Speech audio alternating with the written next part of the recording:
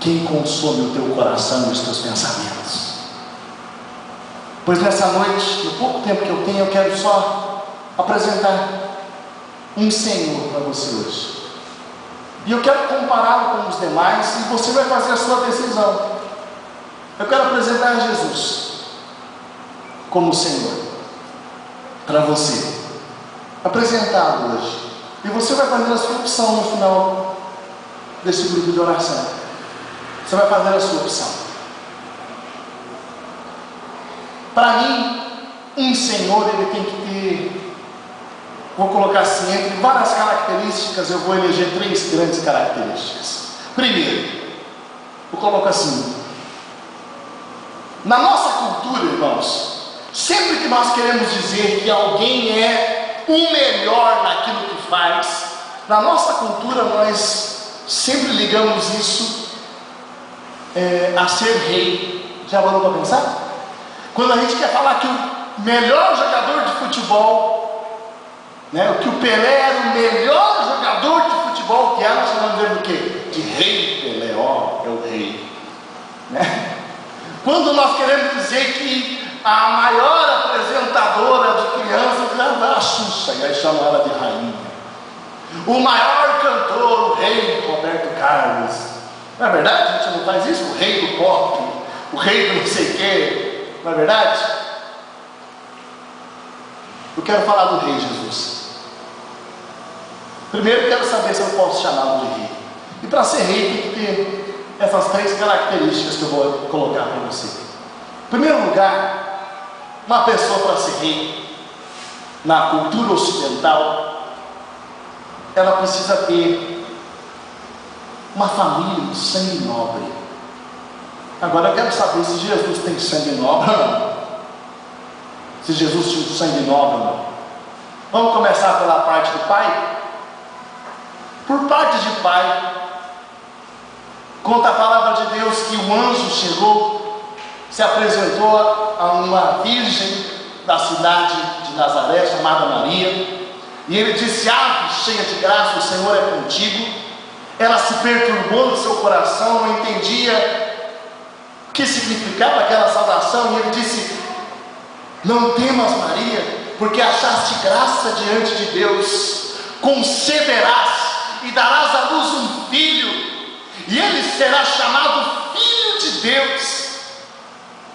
Como isso vai acontecer? Maria pergunta e diz: a sombra do Altíssimo vai te envolver, o Espírito Santo te envolverá, e você vai conceber. O ente santo que nascer de ti será chamado Filho de Deus. Jesus Cristo não é mais um sábio por aí.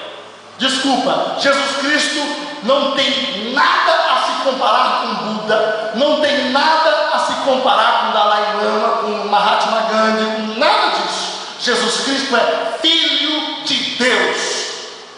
Ponto.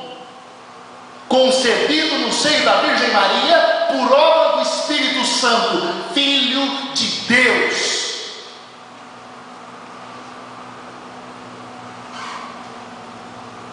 Vamos ver a parte da mãe agora, se ele tem sangue nobre ou não. Por parte do pai eu diria que o sangue é nobríssimo, não é verdade? Não vamos ver por parte de mãe. Maria era descendente de Davi, não era só José que era descendente, Maria também era descendente de Davi, maior rei de Israel.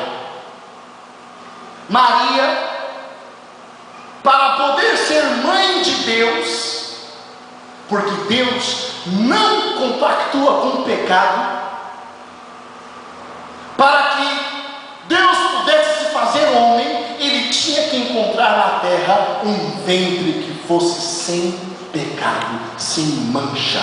Deus não compactua com o pecado, ok? Se você chamar Deus de santo, santo, santo, você vai ter que conceber que Maria é imaculada. Imaculada, sem mácula, sem mancha. Então eu estou falando de uma mulher que foi privada do pecado, que foi limpa do pecado na concepção, a mulher mais pura, mais santa que essa terra viu, imaculada,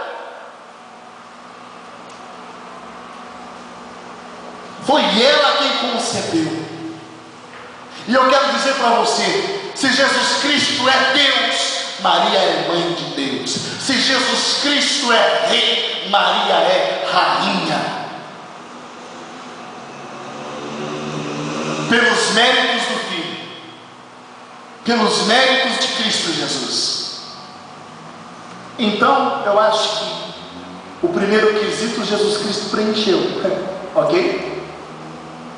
Preencheu.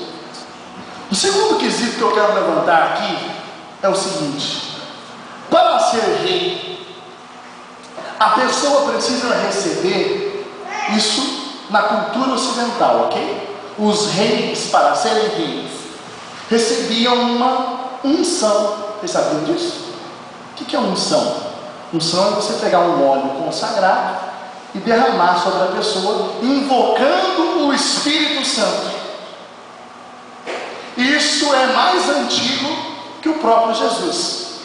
O rei Davi, quando foi escolhido rei, conta a palavra que o profeta Samuel foi até a sua casa, tomou o óleo e derramou sobre Davi. E o que aconteceu com Davi? Ele ficou cheio do Espírito Santo. Cheio do Espírito Santo. Eu quero saber se Jesus Cristo era ungido ou não. Bom, vamos começar pelo nome, né? Jesus Cristo. Cristo é uma palavrinha grega que significa ungido, unção. Já começamos por aí.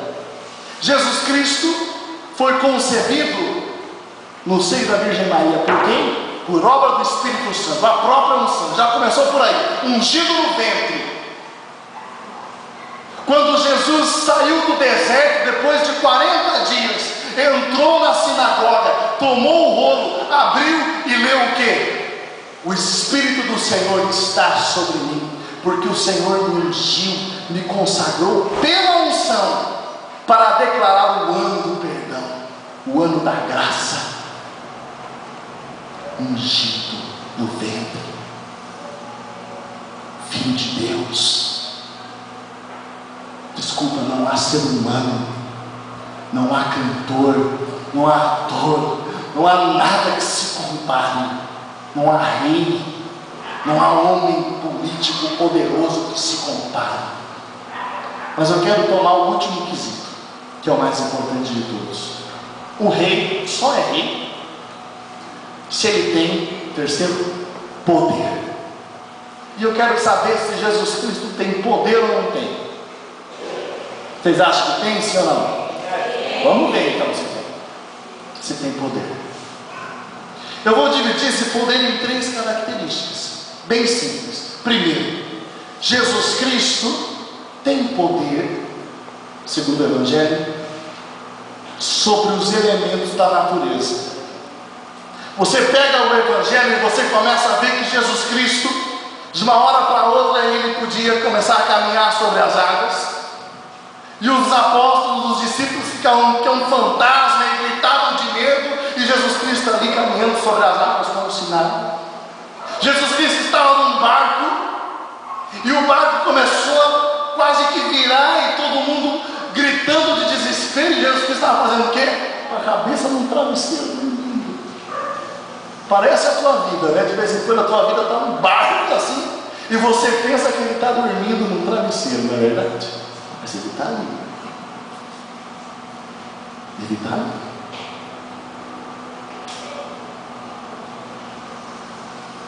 E Jesus Cristo se levanta e manda, ordena que o vento se calme e que o mar se acalme. E na hora tudo se acalma.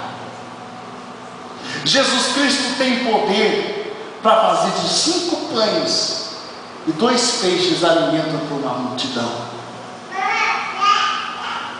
Jesus Cristo tem poder para falar assim: olha, enche d'água, vinho. Ele tem poder sobre os elementos da natureza. Ele abençoou as talhas d'água.